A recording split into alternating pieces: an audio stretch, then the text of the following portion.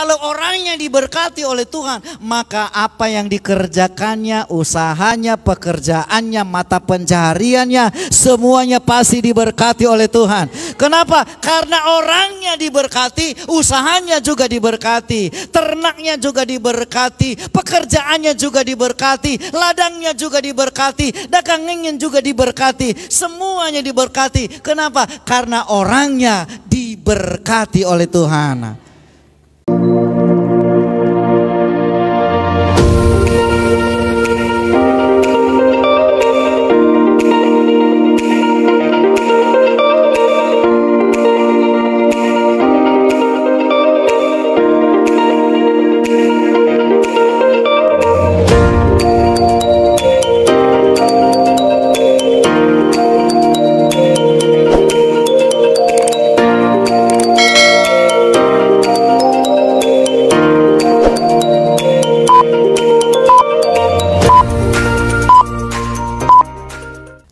Kita langsung saja dengar firman Tuhan. Hari ini saya akan menyampaikan satu topik ya, seperti yang ada di Warta Jemaat.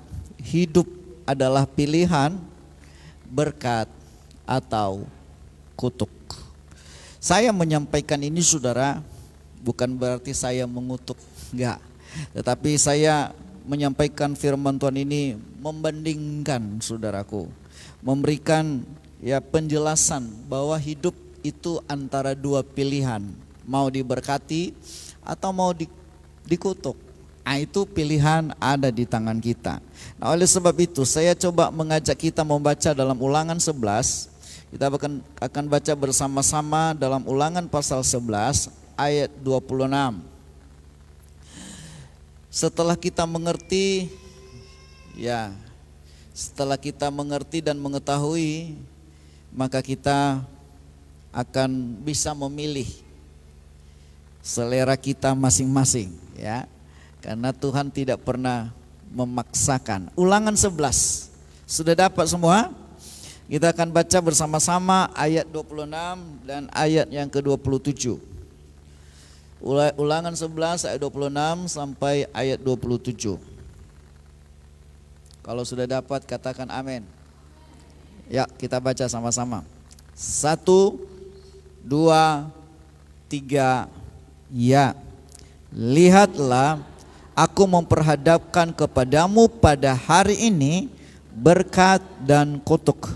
Berkat apabila kamu mendengarkan perintah Tuhan Allahmu yang kusampaikan kepadamu pada hari ini, dan kutuk jika kamu tidak mendengarkan perintah Tuhan Allahmu dan menyimpang dari jalan yang kuperintahkan kepadamu pada hari ini dengan mengikuti Allah lain yang tidak kamu kenal. Saya baca sekali lagi, Bapak Ibu perhatikan.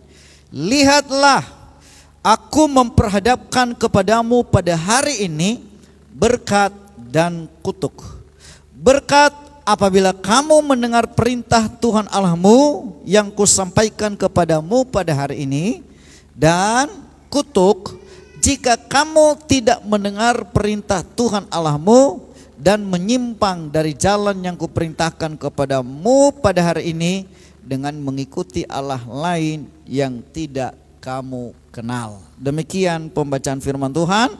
Diberkati mereka yang mendengar, membaca, terlebih melakukannya dalam kehidupan mereka setiap hari. Bapak Ibu Saudara yang dikasihi oleh Tuhan, judul tadi saya katakan bahwa hidup adalah pilihan, berkat atau kutuk. Bapak Ibu, ini disampaikan Tuhan kepada Musa, kepada bangsa Israel melalui Musa, sebelum beberapa waktu lamanya mereka akan memasuki tanah Kanaan. Jadi mereka sudah melewati beberapa puluh tahun, tinggal beberapa lama lagi maka mereka akan memasuki tanah perjanjian atau tanah Kanaan. Tetapi saudaraku, di tengah jalan sementara mereka menuju ke tanah Kanaan, ada pesan Tuhan yang terpenting kepada bangsa Israel. Dikatakan bahwa sebelum kamu masuk ke tanah perjanjian, ada satu yang mau saya katakan kepadamu, kata Tuhan, yaitu pada hari ini. Kenapa? Karena Tuhan udah bosan dengan bangsa Israel ini selama 40 tahun saudaraku. Jadi Tuhan tahu persis apa yang sedang terjadi di tengah-tengah bangsa ini. Itu sebabnya dia berkata, terserah. Ya. Dia memakai kata terserah kamu. Kamu mau pilih yang mana? Silahkan pilih. Ya. Berkat atau kutuk. Berkat apabila ini, dan kutuk apabila ini. Nah, saudara, artinya saudaraku, Tuhan itu tidak memaksa. Katakan sama-sama, Tuhan tidak memaksa. Tuhan itu memberikan free will, hak bebas kepada setiap orang. Ya, Ia tidak pernah memaksa kita untuk masuk kerajaan sorga. Ia tidak pernah memaksa kita untuk diberkati. Ia tidak pernah memaksa kita untuk melakukan hal-hal yang baik. Itu terserah kepada kita. Saudaraku, manusia pertama saja, Adam dan Hawa juga, Tuhan tidak pernah paksa. Tetapi Tuhan berikan pilihan. Nah, hidup itu adalah pilihan. Sama-sama katakan, hidup adalah pilihan. Kenapa saya katakan pilihan? Dari sejak mula manusia diciptakan, Tuhan memberikan pilihan kepada Adam dan Hawa. Hanya Tuhan memberi perintah, jangan kamu makan buah ini ya. Semua buah pohon dalam taman ini boleh kamu makan, tetapi buah pohon ini jangan kamu makan. Itu saja perintahnya. Gampang perintahnya, gampang sekali. Tuhan katakan semua pohon dalam taman ini boleh kamu makan. Hanya kamu jangan makan ada 2 pohon di situ. Pohon pengetahuan yang baik dan pohon kehidupan. Jangan makan. Gampang gak perintahnya? Halo? Masih ada? Gampang gak perintahnya? Gampang. Tapi melakukannya gimana? Susah. Taat itu susah. Jadi itu sebabnya Tuhan berkata kepada bangsa ini, pilih. Ya. Aku memperhadapkan kepadamu pada hari ini. Ini berkat dan ini kutuk. Kalau berkat kamu harus begini, kalau kutuk kamu harus begini. Tuhan memberikan perbandingan, saudaraku. Ya. Hidup itu memang pilihan. Ya. Tuhan akan memberi kebebasan untuk menentukan pilihan kepada manusia. Ya. Tuhan memberikan kebebasan. Hidup itu hanya 2 pilihan. Ya, kalau saudara lihat, tidak ada tengah-tengah. Sorga dan neraka. Ya kan? Kemudian hidup dan mati. Kemudian berkat dan kutuk. Enggak ada di tengah-tengah. Pernah satu orang namanya Simpson mencoba setengah sorga, setengah neraka, setengah Tuhan, setengah setan, setengah Tuhan dan setengah duniawi. Apa yang terjadi dengan Simpson? Tuhan memberi kebebasan kepada Simpson. Silahkan, kalau kau ikut Tuhan kamu akan begini, tapi kalau kamu ikut dunia juga kamu akan begini. Simpson mencoba untuk merangkai 2 ini antara Tuhan dan setan digabung jadi satu. Sementara dia ada nasir Allah.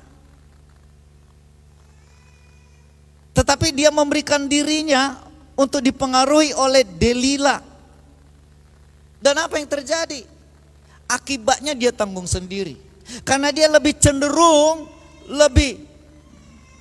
cenderung hatinya mengikuti Delila. Apa yang terjadi, saudaraku? Akibatnya apa? Bukan main.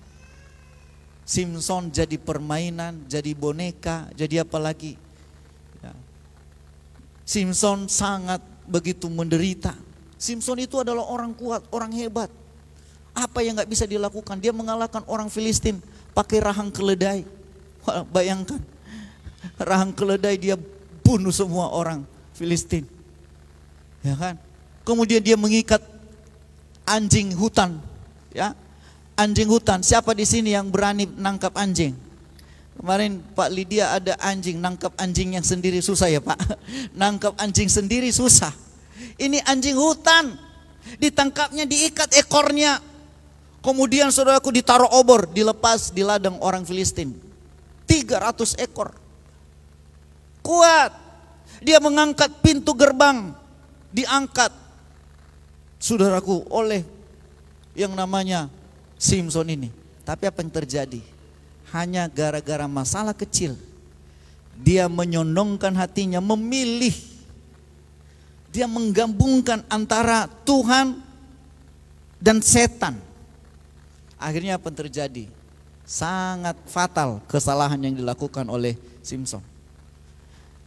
Manusia pertama juga begitu. Mereka diberi pilihan. Jangan makan ini ya, kalau kamu makan ini akibatnya. Ini masih ada pohon yang bisa kamu makan, silahkan. Tetapi pohon ini jangan kamu makan. Tetapi apa yang terjadi? Manusia itu yang pertama, Adam dan Hawa. Ya, terima kasih. Ya, taruh situ. Adam dan Hawa, saudara, kita melihat bahwa lebih mementingkan, lebih mendengar suara iblis daripada suara Tuhan. Lebih mentaati bujukan iblis daripada firman Tuhan. Dan apa yang terjadi? Sampai sekarang, karena gara-gara salah pilih, dampaknya sampai sekarang kepada kita. Dikutuk manusia itu, dikutuk tanah gara-gara kesalahan pemilihan daripada Adam dan Hawa. Salah memilih, salah menentukan arah. Karena hidup itu adalah pilihan. Kalau kita salah memilih, maka seterusnya kita akan salah jalan. Umpamanya saudara pergi ke depan, rencana saudara mau ke Medan, tapi saudara ambil angkot yang menuju ke Binjai. Ya udah pasti tidak akan sampai ke Medan. Kenapa? Karena salah pilih. Ada beberapa hal yang harus kita selektif dalam memberikan pilihan, saudaraku. Kalau saudara tadi memilih yang biasa-biasa, contohnya memilih baju, memilih warna baju, itu masih nggak apa-apa. Ya, atau memilih selera makan, sebentar saudara pulang, saudara mungkin pulang dan saudara akan makan, saudara bisa pilih makanan mana yang bisa saudara makan.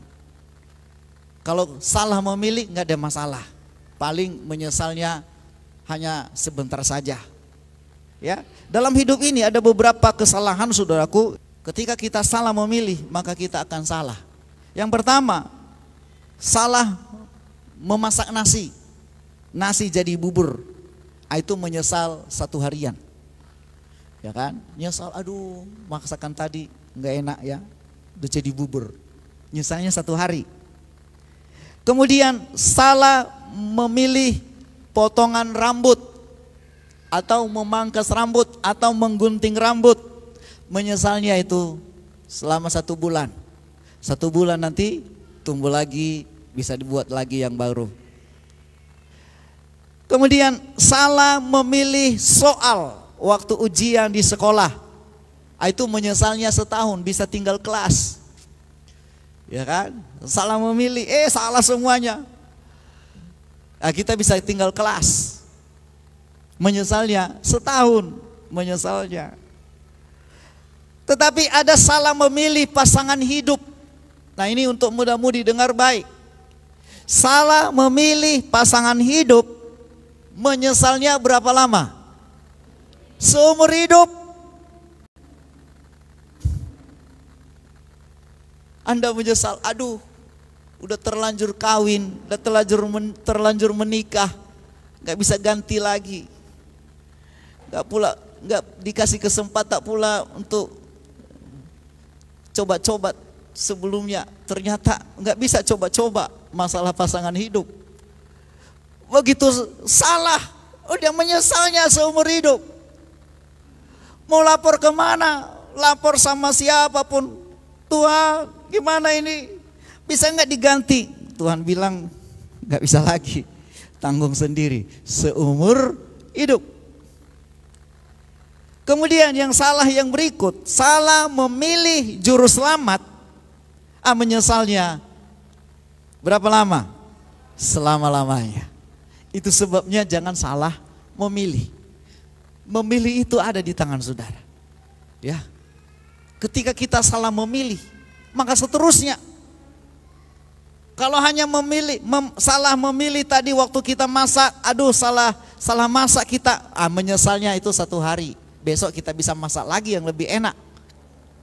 Atau kita salah memotong rambut, itu menyesalnya 1 bulan aja. Tapi bulan depan kita bisa buat lagi model baru, model rambut yang lebih baik. Tapi ini saudaraku, menyesal seumur hidup kalau salah memilih pasangan hidup. Dan menyesal selama-lamanya kalau salah pilih juru selamat. Itu sebabnya pilihan ada di tangan saudara. Begitu juga pada hari ini saudaraku. Tuhan menghadapkan kepada kita, katanya, aku memperhadapkan kepadamu pada hari ini berkat dan kutuk. Ya. Berkat dan kutuk. Artinya begini, Anda diberkati atau dikutuk itu bukan pada pilihan Tuhan, tetapi itu ada karena pilihan Anda sendiri. Banyak orang menyesal, kenapa aku tidak diberkati ya? Kenapa hidupku begini-begini saja ya? Kenapa banyak kesulitan yang saya alami? Sebenarnya karena Anda memilih dari awal salah memilih sesuatu. Tuhan dari dulu sudah katakan saudaraku bahwa Tuhan itu mengasihi manusia, Tuhan itu begitu berkorban bagi manusia, Tuhan itu begitu memperhatikan dan mempedulikan manusia. Itu sebabnya sebelum Ia menciptakan manusia, Ia menciptakan segala kebutuhannya. Hari pertama Dia ciptakan ini, hari kedua Dia ciptakan ini, sampai hari ke-6 Dia ciptakan semuanya. Guna untuk apa? Untuk kebutuhan manusia. Dengar baik. Alam semesta diciptakan hanya untuk kepentingan manusia. Apakah Tuhan tidak mengasihi kita Bapak Ibu? Ia sangat mengasihi manusia. Dan saya mau katakan dari mimbar ini, Tuhan tidak pernah merencanakan manusia itu gagal. Tuhan tidak pernah merencanakan supaya manusia itu susah. Tuhan tidak pernah merencanakan supaya manusia itu jatuh dalam berbagai-bagai persoalan. Tuhan tidak pernah merencanakan itu. Rencana awal adalah rencana damai sejahtera, rencana kebahagiaan, rencana diberkati, rencana yang di luar biasa daripada Tuhan saudaraku untuk manusia. Tetapi kenapa manusia bisa begini, bisa punya masalah, bisa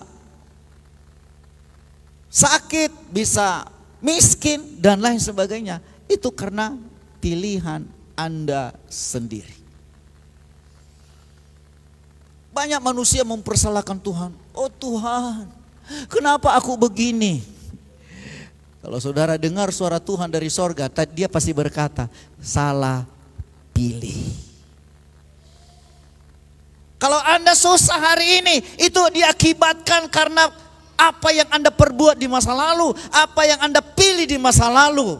Itu sebabnya belum terlambat. Kalau saudara mau hidup sukses, hidup diberkati, hidup dalam berkat-berkat Tuhan di masa yang akan datang, hidup saudara hari ini, pilih yang sesuai dengan firman Tuhan. Katakan amin. Itu pilihan ada di tangan kita. Bukan di tangan Hansip. Bukan juga di tangan pendeta. Jangan ada yang berkata ini karena salah doa ini pendeta ini, makanya hidupku nggak diberkati. Ya. Oh Tuhan tidak mengasihi saya lagi. Atau kita sering mempersalahkan setan, gara-gara setan ini semuanya. Apa-apa gara-gara setan, gara-gara iblis. Kalau boleh iblis itu ngomong, sorry bro, kau apa-apa, kau yang salah, kau salah-salahkan aku. Iya kan? Kalau iblis itu mau ngomong kepada saudara, dia mau ngomong, bro, salah sendiri. Seringkali kita mempersalahkan Tuhan dan seringkali kita mempersalahkan setan. Tetapi kita nggak sadar bahwa kesalahan sebenarnya karena kita salah memilih. Anda mau diberkati di masa yang akan datang?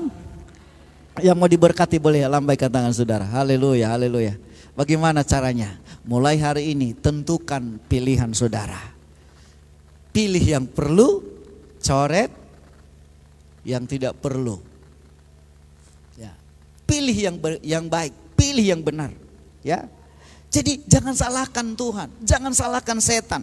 Tetapi itu karena pilihan saudara. Siapa yang Anda pilih untuk Anda kasihi, dengar, siapa yang Anda pilih untuk Anda kasihi akan menentukan berkat atau kutuk. Dengar, Kalau Anda mengasihi Tuhan, maka saudara akan hidup dalam berkat Tuhan. Tapi kalau Anda mengasihi iblis dan mengikuti suara iblis, mengikuti bujukan iblis, mengikuti rayuan iblis, maka Anda hidup dalam kutuk. Makanya dikatakan, lihat, aku memperhadapkan kepadamu pada hari ini berkat dan kutuk. Ya. Ada satu ayat lagi, Ulangan 30 ayat 19 dan 20. Mari kita baca sama-sama. Ulangan 30, 19 dan 20. Kita baca. 1, 2, 3. Ya. Aku memanggil langit dan bumi menjadi saksi terhadap kamu pada hari ini. Kepadamu kuperhadapkan kehidupan dan kematian, berkat dan kutuk. Pilihlah kehidupan supaya engkau hidup, baik engkau maupun keturunanmu. Ayat 20. Dengan mengasihi Tuhan Allahmu, mendengarkan suaranya dan berpaut padanya, sebab hal itu berarti hidupmu dan lanjut umurmu untuk tinggal di tanah yang dijanjikan Tuhan dengan sumpah kepada nenek moyangmu, yakni kepada Abraham, Ishak dan Yakub, untuk memberikannya kepada mereka. Katakan amin. Iya. Waduh, terima kasih. Ya, udah banyak kali air minum ini. Terima kasih buat perhatiannya. Nah, saudaraku, kita perhatikan, dikatakan aku memanggil langit dan bumi menjadi saksi. Ini berarti, saudaraku, sesuatu yang paling penting. Bayangkan saksinya saja langit dan bumi.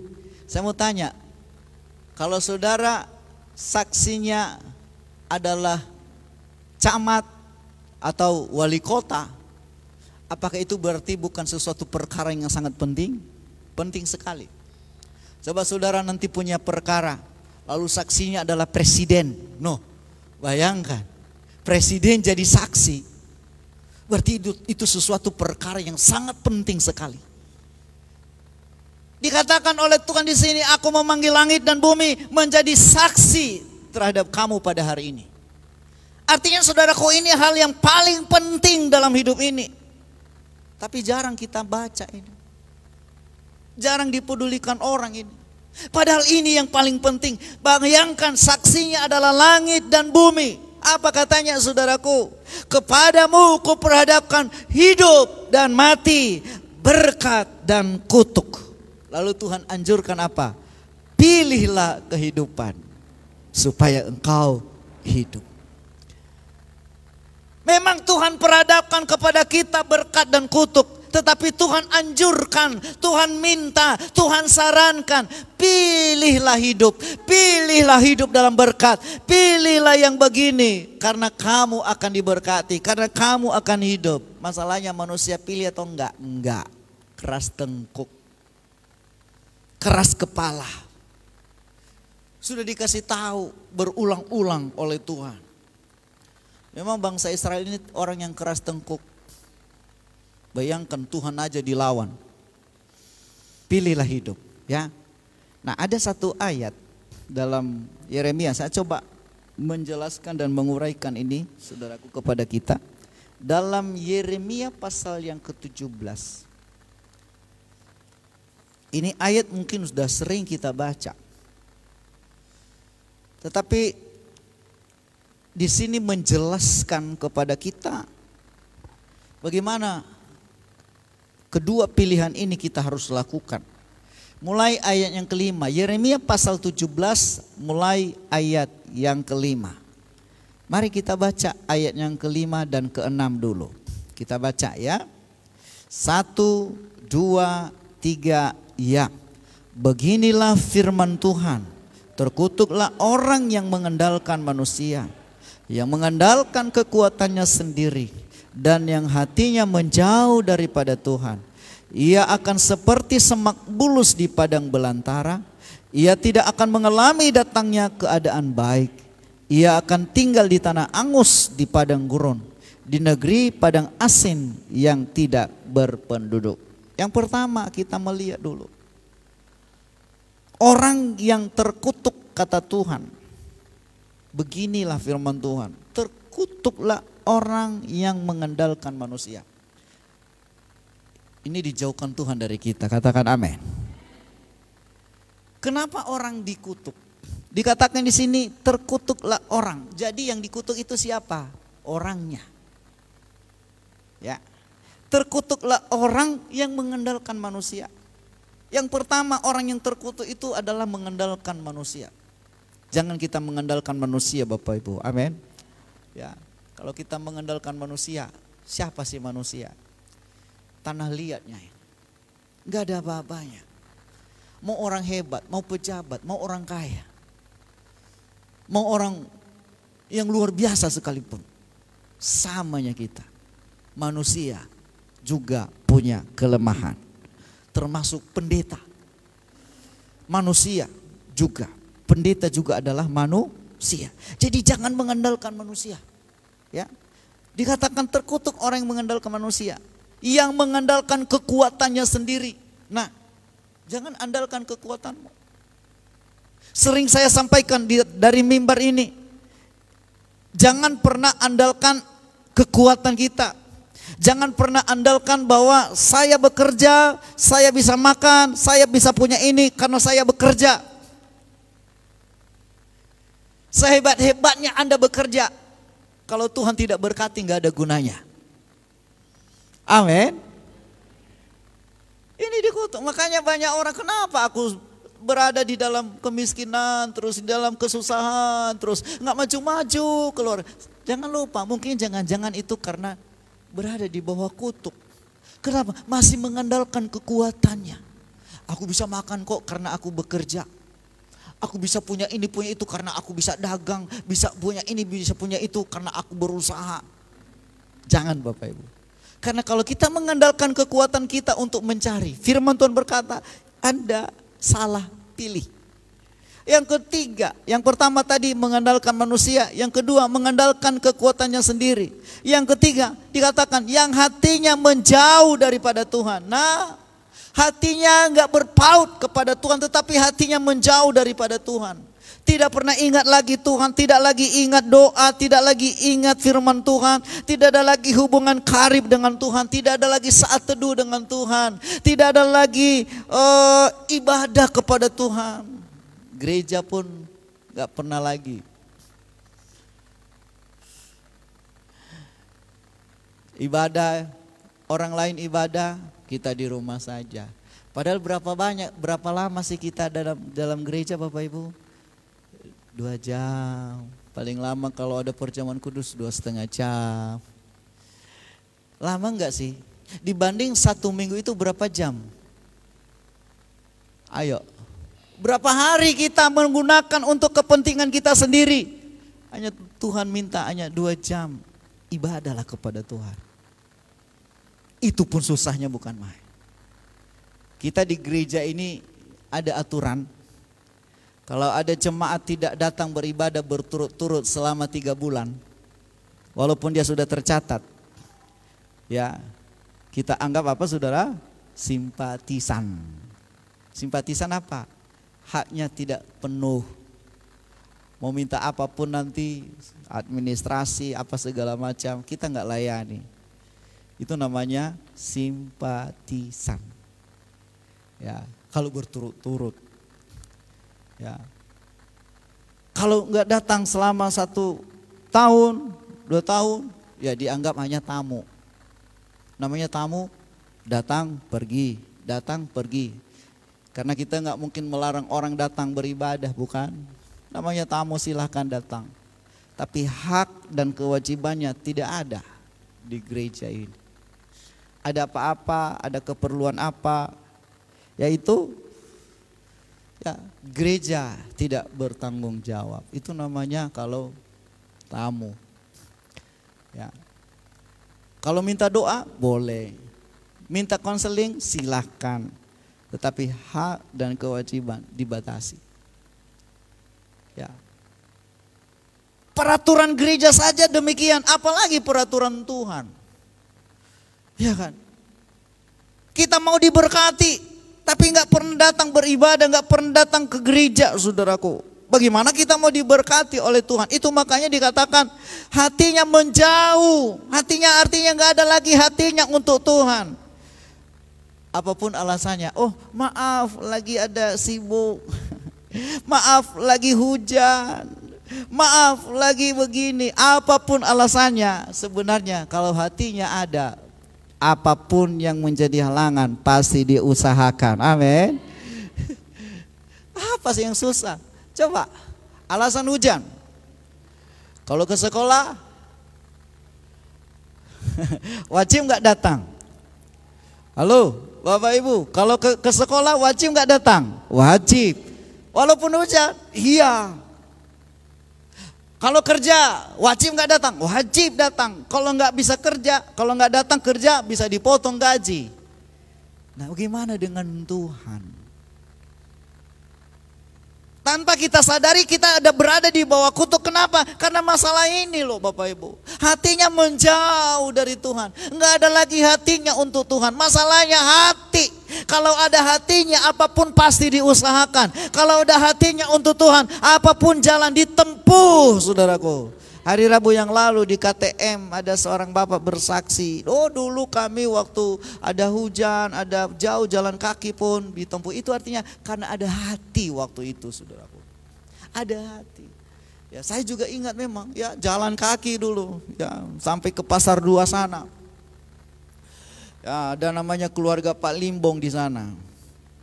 Cuma nggak ada mobil, nggak ada kendaraan, nggak ada sepeda pun nggak. Ya jalan kaki, hujan-hujan, wow, hujan-hujan. Kenapa? Karena ada hati. Ya, kalau ada hati, ada satu orang pemuda di sini. Karena ada hati, dia datang dari Marelan sana, datang ke gereja di tempat ini. Karena ada hati dia. Bayangkan jauh. Ini dari Gumit, ya, Ibu Sinulingga, jauh Gumit sana, saudaraku, di Gumit. Ya. Karena ada hati untuk beribadah, datang beribadah di tempat ini. Bapak ini rata-rata, Bapak Ibu semua ini rata-rata jauh rumahnya, bukan? Itu kenapa kita bisa datang di tempat ini? Karena ada hati kita untuk Tuhan, karena kita mau beribadah kepada Tuhan. Makanya dikatakan orang yang berada di bawah kutuk ini hatinya menjauh dari Tuhan. Lalu apa diumpamakannya? Ayatnya ke-6. Coba kita baca ayatnya ke-6. Ia akan seperti semak bulus di padang belantara. Semak bulus, tahu semak bulus? Semak yang gak ada gunanya. Sama dengan semak duri, rumput duri. Kira-kira kalau saudara bercocok tanam, ada rumput duri situ, saudara pelihara atau saudara cabut? Cabut. Itu gak ada gunanya. Semak bulus tidak ada gunanya. Orang yang mengandalkan kekuatan, orang yang berada di bawah kutuk, saudaraku, tidak berguna. Sama siapapun dia nggak ada berguna. Apalagi sama Tuhan. Tidak ada gunanya.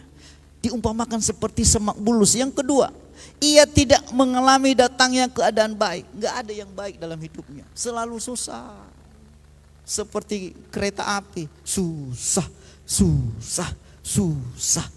Sebentar, setiap perjalanan susah, susah, susah terus susah, terus susah. Asal ditanya apa kabar Le? Aduh susah Pak Pendeta.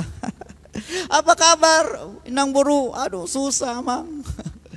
Asal apa ditanya apa kabar? Susah. Tidak pernah mengalami keadaan baik. Ini orang yang berada di bawah kutuk.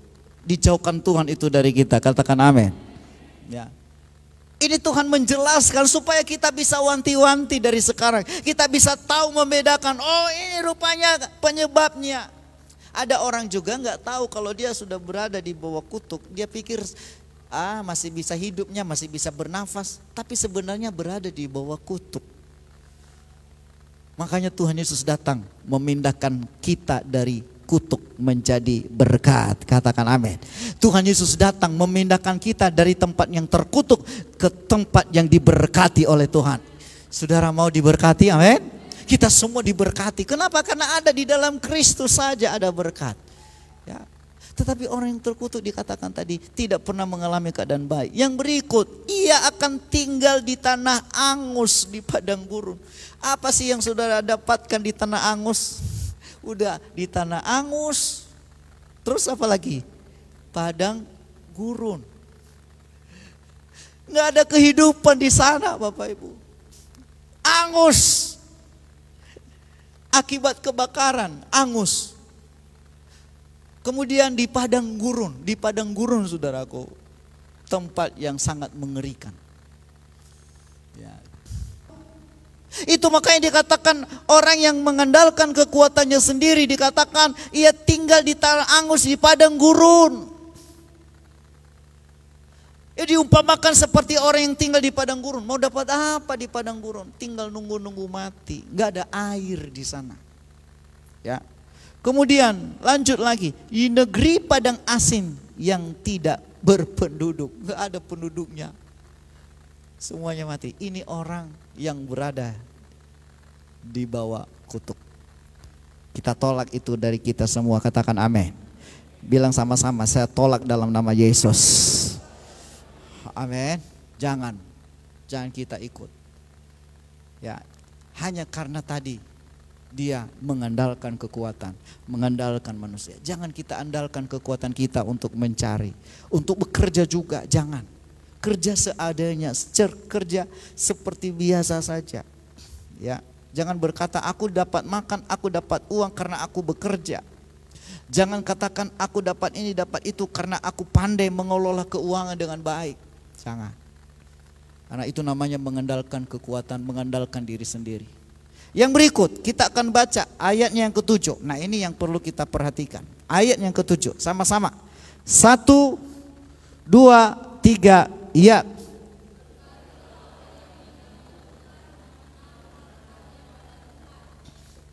Next.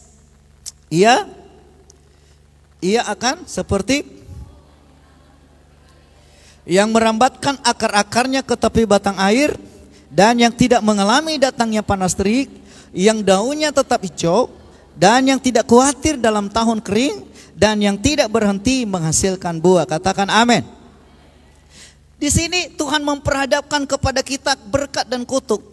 Dijelaskan tadi mengenai kutuk. Ini akibatnya, ini penyebabnya, ini dampaknya. Sekarang kita lihat yang kedua, diberkatilah. Katakan sama-sama, diberkatilah. Nah, coba perhatikan ayat yang ke-7 ini. Dikatakan diberkatilah orang. Siapa yang diberkati? Orang. Jadi kadang-kadang kalau ada orang minta saya mendoakan, tolong Om doakan dulu usaha saya. Yang mana sih yang benar? Orang yang diberkati atau usahanya yang diberkati? Hah? Seringkali kita minta kan salah kadang-kadang salah pengertian kita. Tuh, Om tolong doakan dulu usaha saya. Usahanya diberkati atau orangnya diberkati? Untuk apa usaha diberkati tapi orangnya enggak diberkati? Kalau disuruh pilih, saudara mau usaha saudara yang diberkati atau saudara yang mau diberkati? Katakan saya mau diberkati. Bukan hanya usaha. Kalau saudara diberkati oleh Tuhan, kalau orangnya diberkati oleh Tuhan, maka apa yang dikerjakannya, usahanya, pekerjaannya, mata pencahariannya, semuanya pasti diberkati oleh Tuhan. Kenapa? Karena orangnya diberkati, usahanya juga diberkati, ternaknya juga diberkati, pekerjaannya juga diberkati, ladangnya juga diberkati, dagangnya juga diberkati, semuanya diberkati. Kenapa? Karena orangnya diberkati oleh Tuhan. Ngerti sampai di sini Bapak Ibu? Jadi jangan sekali-sekali doakan dulu, oh Tuhan berkati dulu usahaku. Minta sama Tuhan, Tuhan berkati aku. Kalau boleh, kalau nggak ada pendeta yang tumpang tangan sendiri. Amin. Katakan Tuhan, tanganku ini juga berkuasa. Tumpang tangan sendiri dan katakan, mengalirlah berkat kepadaku. Berkat Tuhan menyertai aku setiap hari. Kalau saudara diberkati, usahamu pasti diberkati, studimu ya pasti diberkati. Coba kita lihat di sini. Diberkatilah orang yang mengandalkan Tuhan. Nah, orang yang diberkati itu pertama mengandalkan Tuhan. Sama-sama katakan mengandalkan Tuhan. Ini sebenarnya kata kuncinya. Kata kuncinya apa? Mengandalkan Tuhan. Orang yang diberkati itu terletak pada waktu kita mengandalkan Tuhan. Nah, mengandalkan Tuhan itu artinya apa, saudaraku? Adalah bergantung sepenuhnya kepada Tuhan. Mengandalkan Tuhan, menomorsatukan Tuhan di dalam segala hal. Mengandalkan Tuhan artinya mengutamakan Dia segala-galanya dalam hidup kita. Ya, bukan nasihat-nasihat orang-orang lain yang kita harus dengar. Dengar dulu Tuhan, itu namanya mengandalkan Tuhan, bergantung sepenuhnya kepada Tuhan. Ya, andalkan Dia. Ada masalah, andalkan Dia. Ada persoalan, andalkan Dia. Apapun, ada penyakit, ada persoalan, datang kepada Tuhan. Itu namanya mengandalkan Tuhan. Ada orang katanya mengandalkan Tuhan, tapi ketika sakit duluan pergi ke rumah sakit, baru datang kepada Tuhan. Itu bukan mengandalkan Tuhan. Bukan berarti dokter tidak benar, bukan. Tetapi nomor satukan dulu Tuhan itu, baru yang lain-lain itu nanti belakangan, saudaraku. Artinya bergantung sepenuhnya kepada Tuhan. Jangan andalkan diri sendiri. Amin. Itu artinya mengandalkan Tuhan. Makanya dikatakan diberkatilah orang yang mengandalkan Tuhan. Lalu yang kedua, yang menaruh harapannya kepada Tuhan. Yang menaruh harapan. Berharap hanya kepada Tuhan saja. Berharap hanya kepada Dia saja. Itu sebabnya dia berkata bahwa diberkati orang yang mengandalkan Tuhan. Menaruh harapannya pada Tuhan. Apa diumpamakan? Ayat yang ke-8. Coba kita baca ayat yang ke-8. 1, 2, 3. Ya, ia akan seperti pohon yang ditanam di tepi. Sampai di situ dulu.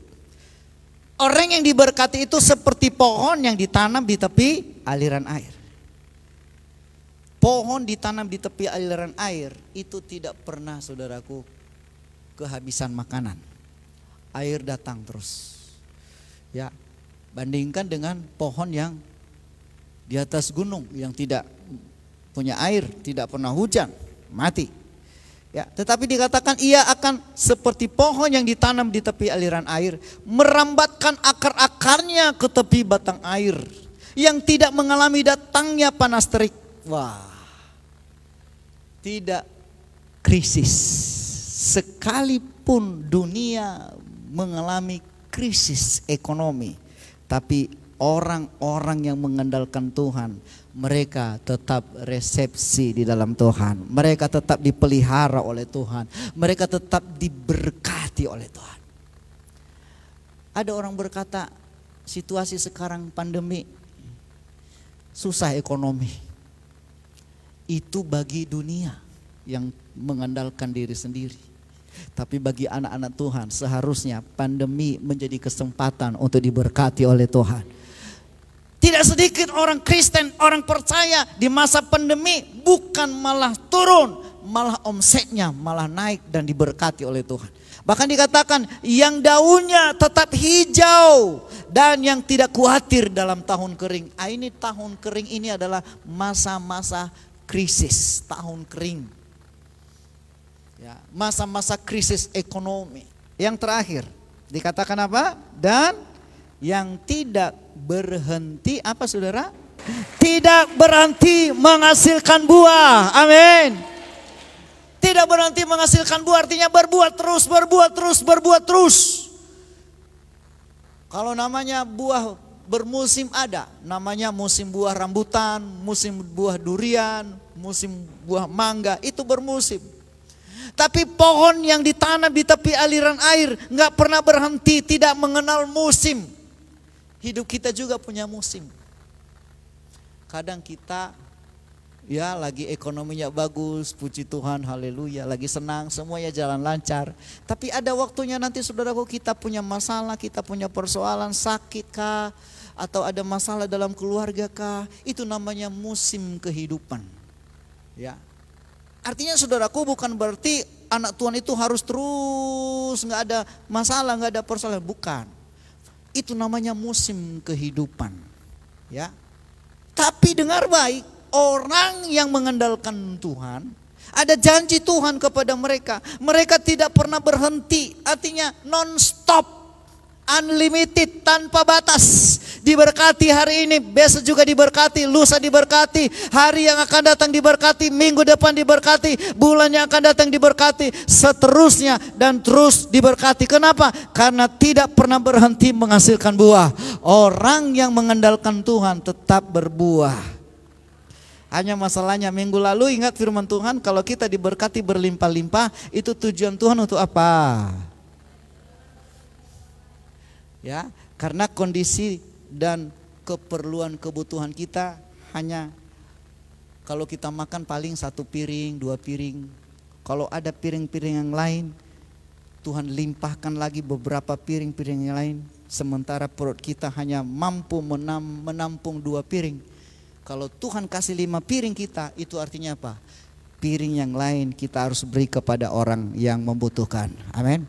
Makanya dalam firman Tuhan, selalu Tuhan katakan, berilah makanan kami pada hari ini, makanan kami yang secukupnya.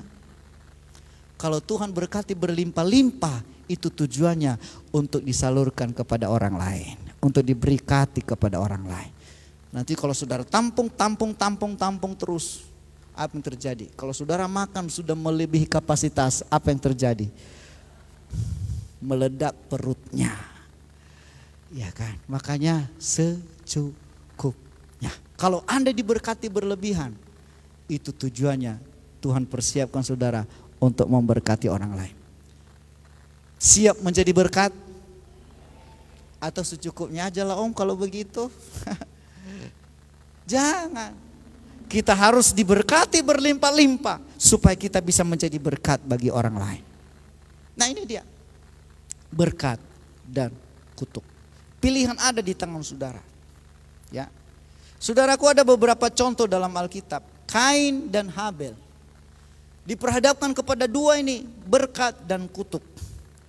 Persembahan Kain, Kain membawa apa? Hasil panen. Habel bawa apa? Hasil ternak. Apa yang diindahkan oleh Tuhan? Persembahan Habel. Bukan karena hasil dari ini makanya Tuhan berkenan sebenarnya, tetapi karena persembahan Habel adalah persembahan didasarkan pengorbanan. Kenapa dikorbankan? Karena waktu dia mempersembahkan domba atau kambing, ternak, itu disembeli, dipotong, ada pengorbanan. Sakit, ada darah keluar, ada pengorbanan.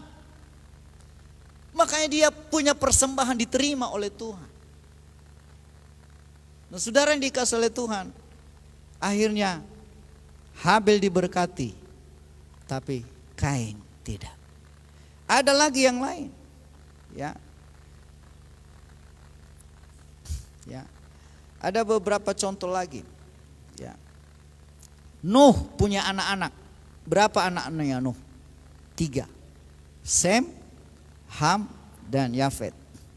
Satu kali saudaraku diberkati Nuh lah anak-anaknya ini. Lalu kepada Sem dan Yafet itu berkat. Tetapi kepada Ham itu adalah kutuk. Kenapa kutuk? Kalau saudara baca nanti dalam Kejadian 9, coba baca dulu. Kejadian 9 ayat 25 sampai 27. Sebentar, sekilas saja kita lihat ya. Kenapa? Coba lihat Kejadian 9 25 27. Oke, ini ya kita baca. Berkatalah ia. Ini siapa yang ngomong? Nuh. Terkutuklah Kanaan, inilah Ham. Hendaklah ia menjadi hamba yang hina bagi saudara-saudaranya. Terus Allah meluaskan kiranya tempat kediaman Yafet. Nah, Yafet diberkati. Hendaklah ia tinggal dalam kemah-kemah Sem. Ini anaknya juga. Tetapi hendaklah Kanaan menjadi hamba baginya. Wah, ada 3, cuman 3-nya anaknya. Tapi si Ham, Sem, Ham, maksud saya Sem dan Yafet diberkati, tapi si Ham ini menjadi hamba. Baru 26 lagi.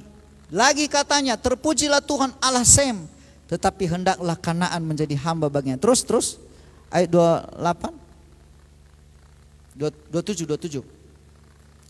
Allah meluaskan kiranya tempat kediaman Yafet dan hendaklah yang tinggal dalam kemah-kemah Sem. Perhatikan kenapa Ham ini, karena waktu si Nuh ini mabuk anggur, Bapak Ibu, si Ham ini melihat, apa yang dilihatnya? Aurat bapaknya. Kalau dia hanya sekedar lihat, ini diceritakan. Dia bilang sama abangnya,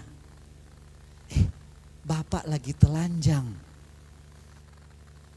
Ya kan? Diceritakan. Lalu abangnya sama adiknya bilang, jangan, gak boleh bilang. Mereka ambil kain, itu ceritanya ya, baca nanti di Alkitab. Mereka mundur tanpa melihat aurat bapaknya. Ditutupilah, saudaraku. Sebenarnya Nuh nggak ngerti apa-apa. Tetapi kenapa jadinya, saudaraku, ini diberkati kedua orang ini. Kenapa? Karena menutupi kelemahan bapak. Dengar baik Bapak Ibu. Ham ini dikutuk oleh Tuhan karena pertama dia melihat, yang kedua menceritakan. Makanya hati-hati kalau ada kesalahan orang, melihat saja jangan, apalagi menceritakannya. Bisa nangkap? Amin. Jangan menceritakan kekurangan orang lain. Ini anaknya sendiri loh, hanya gara-gara menceritakan itu dikutuk seumur hidupnya. Makanya hamba sampai sekarang ini. Ini orang Kanaan, saudaraku, sampai sekarang. Itulah akibatnya. Makanya saudaraku, kalau ada kelemahan, ada kekurangan, apakah itu orang tua kita, apakah itu pemimpin rohani kita, gembala kita, bos kita di tempat kerja, jangan pernah coba-coba kita menceritakan kelemahan. Kenapa? Akibatnya sangat fatal. Ya. Ini antara dua, berkat dan kutuk. Ada lagi kepada berkat kepada anak-anak Ishak. Berapa anak Ishak? 2, Esau dan Yakub. Esau dikutuk, Yakub diberkati. Ya, berbeda. Kenapa ya kutuk kepada Esau? Karena Esau lamban dan berpikir bahwa masih ada berkat-berkat lain. Waktu diberkati, masih adanya nanti kesempatan. Dengar baik, jangan pernah menunda-nunda. Karena berkat itu saudaraku tepat pada waktunya, pasti diberkati oleh Tuhan. Ya, jangan pernah menunda. Ini berkat orang tua kepada anak-anak ya, ini. Ya, ibadah yang tidak berkenan kepada Tuhan juga bisa mendatangkan kutuk atas kita dan bukan berkat. Ibadah kita kalau tidak berkenan kepada Tuhan bukan mendatangkan berkat, tapi bisa mendatangkan kutuk. Itu sebabnya hati-hati. Kemudian berkat Yakub kepada anak cucunya. Wah, ada berkat ya. Ada 2 itu cucunya. Siapa cucunya? Efraim dan Manasye. Seharusnya di sini Manasye karena dia yang paling duluan, dan Efraim, tapi menyilang. Ya, padahal sudah tua waktu itu. Artinya apa? Berkat kepada Efraim lebih daripada berkat kepada Manasye. Nah, sekarang ini menurut sejarah kalau kita perhatikan, Keturunan Efraim itu adalah orang-orang Amerika sana. Sedangkan Manase itu adalah orang-orang dari tempat yang lain. Sekarang orang Amerika begitu diberkati oleh Tuhan. Kenapa? Karena hanya berkat tangan kanan dengan tangan kiri. Jadi itu sebabnya Bapak Ibu, anak-anak juga ya minta supaya orang tua memberkati kita. Saya tulis kemarin sama di status saya bilang begini, ya kita nggak mungkin menghormati Allah yang nggak kelihatan kalau orang tua kita saja kita nggak hormati, Bapak Ibu. Ya kenapa? Maksud saya begini, ada banyak anak-anak muda sekarang ini tidak menghormati lagi orang tua. Menghormati orang tua bukan nanti pada waktu mereka sudah di kuburan. Saudara mau kasih apapun di kuburan nggak ada lagi artinya. Hanya selama mereka masih hidup, hormatilah mereka. Karena disitulah Anda bisa mengabdi kepada orang tua saudara. Ya, kalau sudah meninggal nggak ada lagi gunanya. Sama seperti saya sekarang pingin dan rindu mengabdi kepada orang tua, tapi nggak bisa. Ya, nggak ada lagi orang tua. Nah, selama mereka masih ada, layanilah mereka. Makanya saya bilang sama Ibu Gembala, udah pulanglah kau. Ya. Umur 22 tahun kamu kubawa ke sini. Setengah umurmu itu ada bersama saya. Hanya 22 tahun kamu mengabdi sama orang tua. Sekarang entah berapa lama lagi nanti orang tua kita itu hidup. Silakan pulang. Rawatlah orang tua kita. Kalau kita nanti dua-dua ke sana nggak mungkin. Ya, udahlah kamu aja pulang, rawatlah. Sampai kapan? Kalau bisa sampai kapan pun, kalau bisa sehat dia dulu baru pulang. Nah, saudara ini kasih oleh Tuhan artinya bahwa mengabdi kepada orang tua, menghormati orang tua itu juga adalah mendatangkan berkat dalam hidup kita. Amin. Ya, jadi berkat dan kutuk. Ya. Anak-anak ada berapa tadi perbandingan? Anak yang diberkati, anak yang diikuti, kenapa? Ya, hanya gara-gara masalah kecil. Nah, oleh sebab itu hari ini pastikan kita semua diberkati oleh Tuhan. Katakan sama-sama, saya diberkati Tuhan. Saya menolak kutuk dalam hidup saya. Saya menolak kutuk dalam keturunan saya. Dalam nama Yesus. Amin. Amin. Mari kita berdiri saudaraku. Haleluya, haleluya.